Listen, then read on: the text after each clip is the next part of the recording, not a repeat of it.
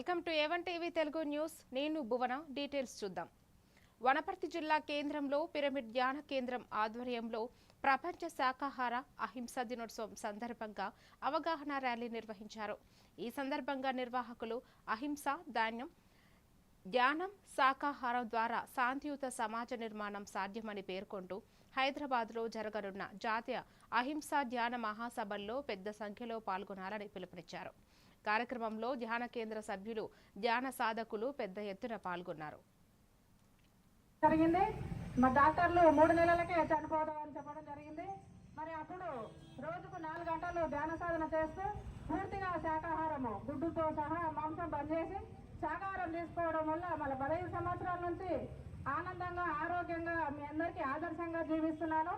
దీనికి కారణము శాకాహారము. శాకాహారం తీసుకోవడం వల్ల మనిషి పూర్తిగా ఆరోగ్యంగా, ఆనందంగా జీవిస్తాడు. ఎన్ని డబ్బులున్నా కూడా మనం ఆరోగ్యంగా, ఆనందంగా ఉండలేము. మానవుని ఆహారము పూర్తిగా శాకాహారం మాత్రమే. ఫ్రెండ్స్ అందరూ గమనించగలరు. మరి మేము ఇచ్చిన పాంప్లెట్లు కానీ అందరూ పడేయకుండా చదివి, ఇప్పటి నుంచి ఎన్నో సెంటర్స్ ఉన్నాయి వనపర్తిలో, ధ్యానం సెంటర్స్. శాకాహారము తీసుకొని ధ్యానం చేసుకుంటే మానవుడు ఆరోగ్యంగా ఉంటాడు.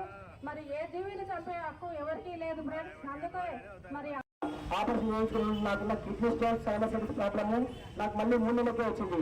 నేను డాక్టర్ని అడిగాను, సార్ 3 నెలలు వాళ్ళు ఆపరేషన్ చేసుకుని మళ్ళీ వచ్చిందంటే ఏమీ చేయలేమని చెప్పన్నారు. ఆ రోజుకెళ్ళి నేను యొక్క శ్వాస అనే మార్గం ద్వారా ధ్యానం చేసుకుంటూ నాకు ఉండే ఒక 2 ప్రాబ్లం పోగొట్టుకొని, మరి మా భార్య మైగ్రేన్ తలనొప్పి, PCOD ప్రాబ్లం పోగొట్టుకుంది.